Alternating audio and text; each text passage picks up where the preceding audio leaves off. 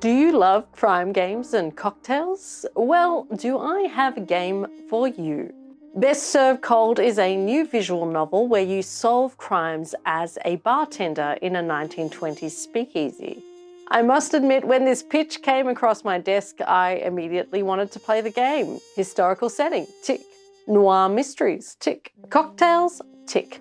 The games I've written are all historical mysteries with complex player characters, and I am quite partial to a good cocktail, so it's no wonder I enjoyed this. Crime is afoot in the town of Bukovi, and you're the bartender of the only speakeasy left in a time of prohibition. Of course, you can't just do an honest day's work. Straight-shooting detective Hugo Mertens blackmails you to help solve crimes. Get the local patrons talking over a drink or two, and you might just solve 5 crimes over around 12 hours. That is if you can find the clues. I'm going to keep this review spoiler-free, so you don't need to worry about cracking the case too early. Best Served Cold sits squarely in the visual novel category. If you were coming to play a drink mixing game, you would be disappointed. Mixing cocktails here is very simple. Drag the mouse around a pattern to beat the red timer. It is nearly impossible to fail, although fail I did because my cat moved my cursor while I was trying to make a cocktail. Best Served Cold is doing what it intends here, which is focusing on the story with the drink mechanics as extra flavor. Despite this, I would have loved to see more complexity in the drink mixing. Disappointingly, my favorite cocktail, the Old Fashioned, is not on the menu. So you'll get no secrets from me.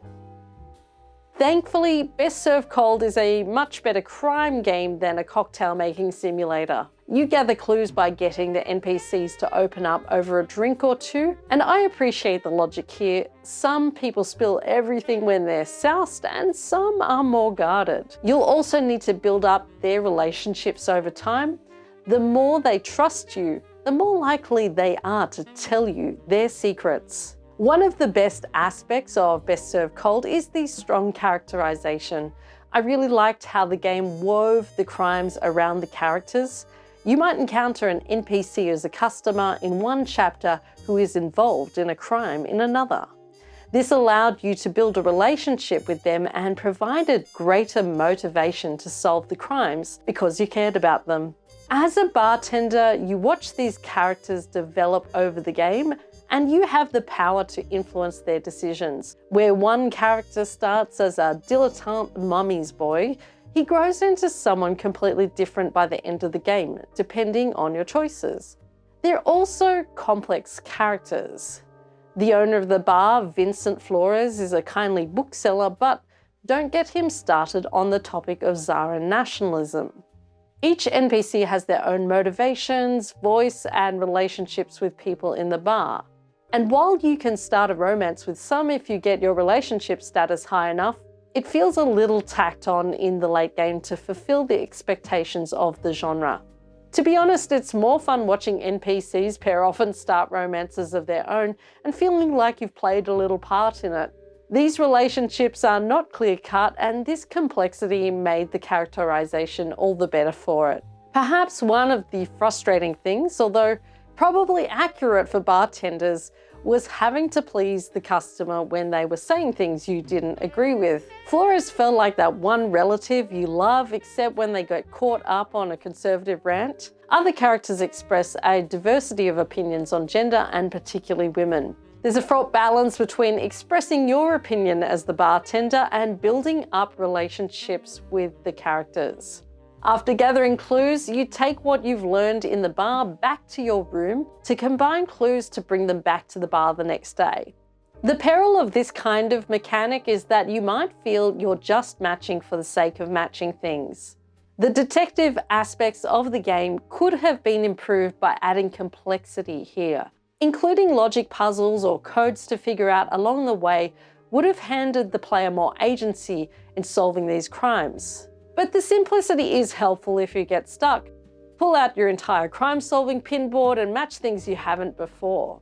I felt that the clues that needed to be matched were fairly organic, although not finding all of them in many of the chapters left me wondering what I had missed. Perhaps I'm not as good a detective as I thought. As a minor issue, the conceit of being a game in a single location has its flaws. You need to look past why a criminal would keep coming back to the bar when you've figured them out and confronted them. But it is a nifty way to keep the game contained and obviously within budget. The game is strongest when the characters in the bar have something to lose from a failed investigation, and when there are multiple suspects in the bar. The first 2 chapters have intriguing mysteries that will take you time to sort out the clues and solve the case. You'll feel immensely satisfied when you track down the real culprit after batting away a few red herrings. The best chapters take inspiration from classic crime stories to create an original mystery. As much as I love the flamboyant characters of the theatre mystery, it's similar to a plot I've seen before. I enjoyed it because of the characters, but I did see the ending coming. While Chapter 4, The Crucible, had the strongest motivation to solve the crime, the structure of the investigation means that you're railroaded into a certain outcome. I applaud that the writers did something different with the structure of this mystery, but also felt frustrated that most of the people in the bar had nothing to add to the criminal investigation. I often rang the bell for last drinks without exhausting the dialogue. The last chapter is possibly the best, bringing all the threads together. Just when I thought I had it figured out, the ending caught me by surprise. It was a clever way to wrap up the story, but I won't spoil it for you here. You'll just have to play it instead. In a good way, Best Served Cold feels like an investigative board game. Each crime takes around 2 to 3 hours to solve, so I'd strongly recommend taking your time with it. Savor each chapter like a great cocktail, best sipped slowly over several weeks. While it's not a perfect cocktail simulator, if you enjoy visual novels with a historical twist, I'd recommend Best Served Cold. I'm Kat Clay, a video game reviewer and game writer. If you want more thoughtful game reviews, please do hit that like and subscribe button. And thanks so much for watching.